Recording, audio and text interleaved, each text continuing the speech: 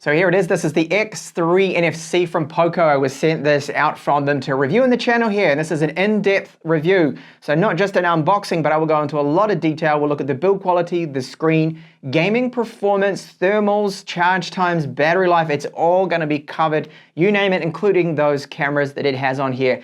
So this now has the Snapdragon 732. This is a new chip. It's the fastest 700 series chip from Qualcomm. We have a 6.67-inch 120 Hz, sadly, IPS. No, it's not an AMOLED, which would have been really nice to have in this. It has a large 5,160 mAh battery, 33 watt fast charging. So they've stuck with their black and yellow theme here, Poco, and you can see in this particular box right here, we're going to have our SIM tray tool. There it is.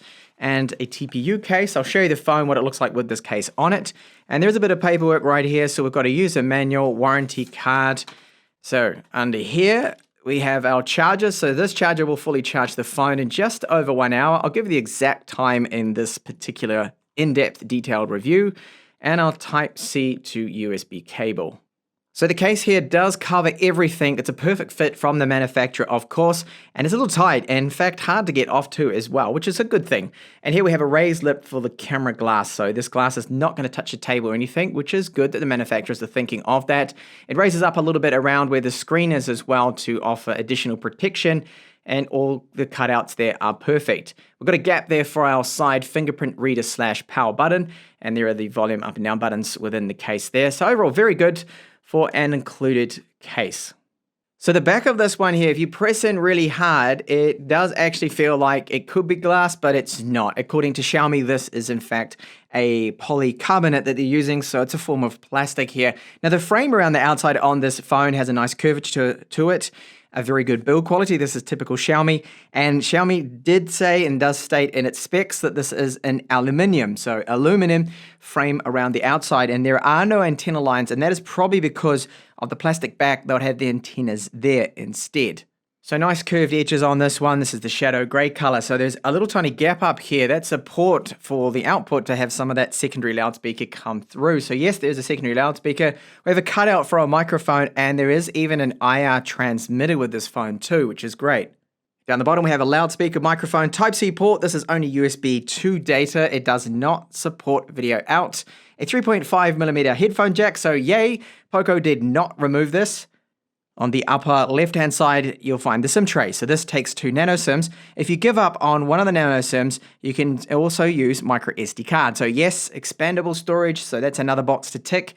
It has a rubber gasket around the SIM tray. It's metal reinforced. And this phone also has an IP53 splash rating. So because of the battery capacity, this is not a thin phone. It's about 9.4mm. If you include the camera, which does stick out almost an additional 2mm, that then brings it up to almost 11mm in the thickness right there. So we have a always-on capacitive fingerprint reader here on the right-hand side. Perfect location, so you just simply tap it. So I'll lock the phone first, and it unlocks. Now you can see that that was actually pretty slow. So this is one area that I believe a little bit of optimization can help improve this. And no, I have actually added the same thumb here twice to try and aid the speed. It just seems to me that there it was a little bit faster, but it's not the fastest around. Now the volume up and down button, this does feel good. There's no rattles, and overall it is a very good build quality. So the weight of this phone, it's about 215 grams according to my scales. So it's not lightweight either, but overall a very good build quality. And it's down to, of course, personal preference, whether you like or not having the branding, the Poco right here. At least I can say this, that it doesn't stand out too much for me.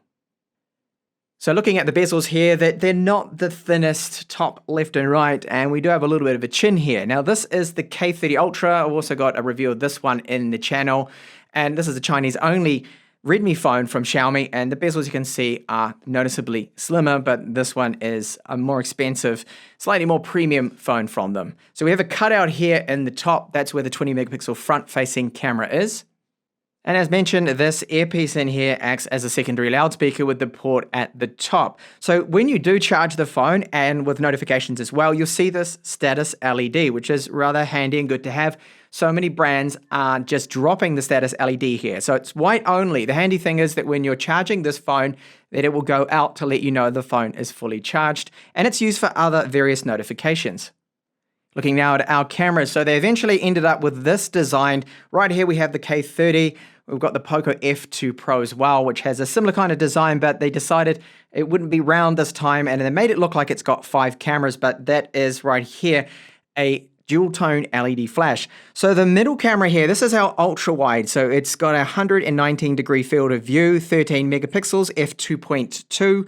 And right here either side, we have two 2 megapixel cameras. Not very useful. We could have done without these, to be honest. Instead, they could have maybe put one other camera that was a little bit more useful. 2 megapixel macro photos for one of them. The other is 2 megapixels for depth information.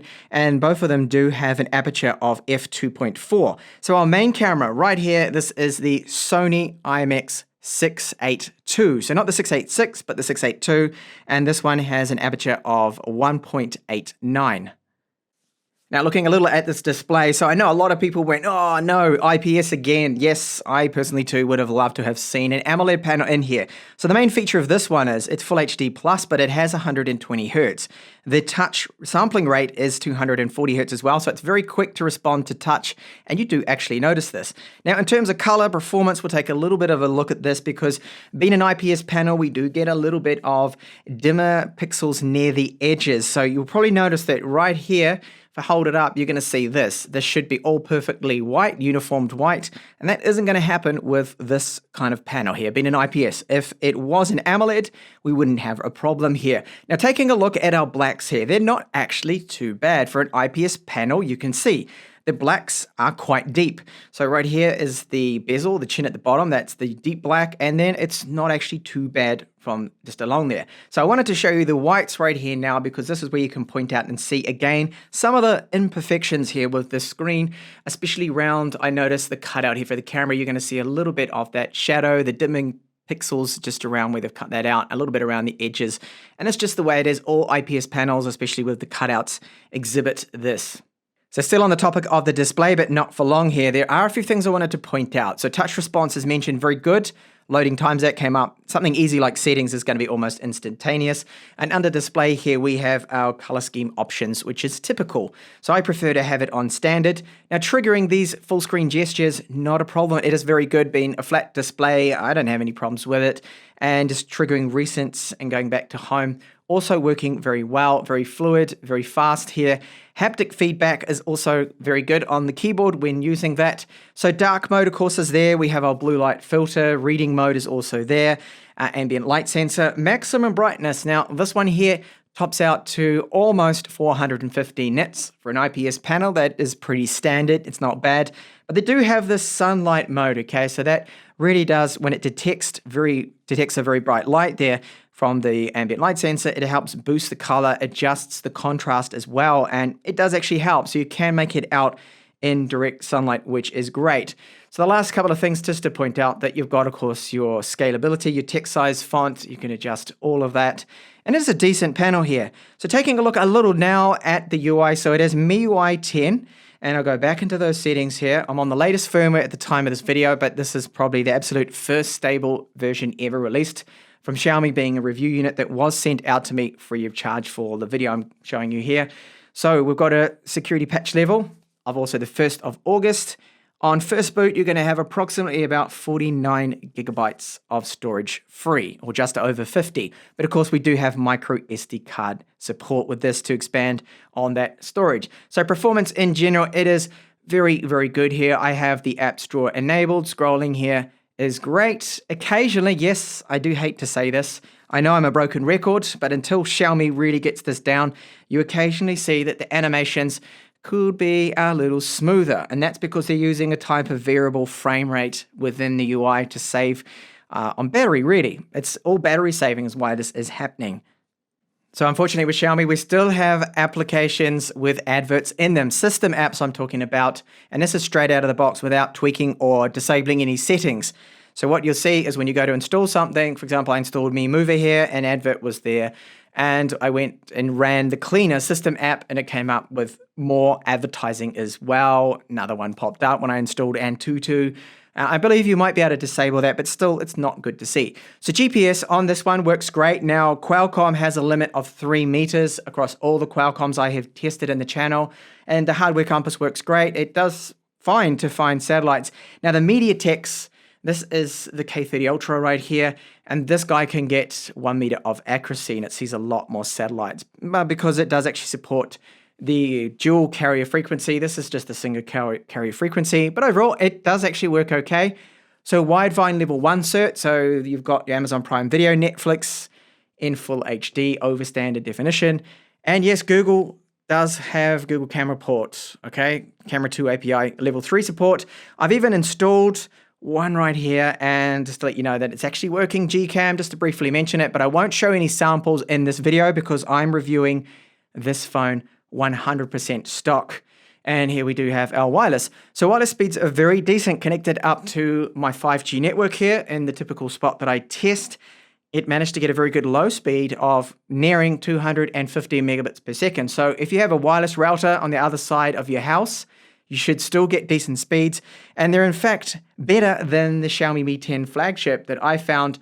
If I even use the same network connected up, so that was on wireless 6, this is wireless 5G, and I still wasn't able to get anywhere near at the same spot the kind of speeds I'm getting out of this guy here, which is great to see. So internal storage UFS 2.1 spec, I have the 64 gigabyte version, so if you get the 128 one, which I think they're going to call the premium model, it will be slightly faster than this, but it's good. Random reads and writes, they're fine. It's not a flagship, so we don't expect flagship levels here, but it won't bottleneck the system at all. Antutu score. So if you're really big into your synthetic scores, this is an okay kind of score. It's not too bad. The Dimensity 1000 Plus, but a slightly more expensive phone, does get much better there, of course. But slightly tweak the scores here. So this is better than the 730, better than the 720, and I believe even the 765 from Qualcomm. I could be wrong with that one. Battery life. We've got our new battery life champion right here that it did exceptionally well in my battery life test. So the display is calibrated to 200 nits maximum brightness.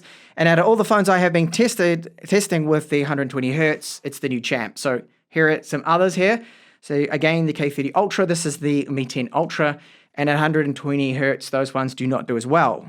Okay, that was the last champ, and this guy is now an absolute champion. So this number, what does it translate into? It translates into screen on time of about 9 hours to 10 hours, depending on what you're doing, with a good brightness. Now, if you game, you're going to see about 6 hours of gaming time, but it's impressive battery life. And it charges quick. 64 minutes to go from 8% to 100. I am more than happy with that because this is, of course, a large 5,160 milliamp hour battery. Okay, so let's talk a little bit about the audio now, but before I do a loudspeaker test, a bit of a showdown between these two other models, the 3.5mm output, great. Call quality, great, no complaints. You can actually place very good calls on them. Do people still place calls on their phones? Of course they do, so that's why I wanted to test it out.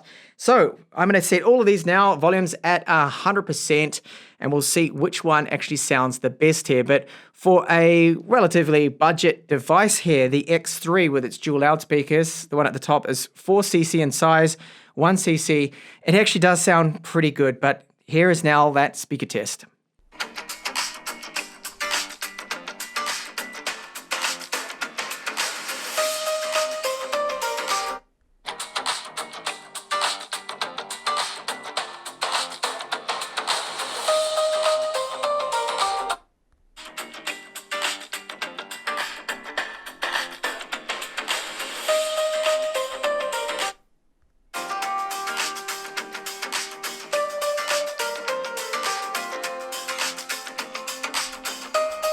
So having a look at gaming now here. So you need to find games that support 120 frames per second. So this one is called Critical Ops. And you can see now with the FPS counter that I have running here with the firmware, it runs at a steady 120 frames per second. So this game, Critical Ops, very, very smooth, super fluid.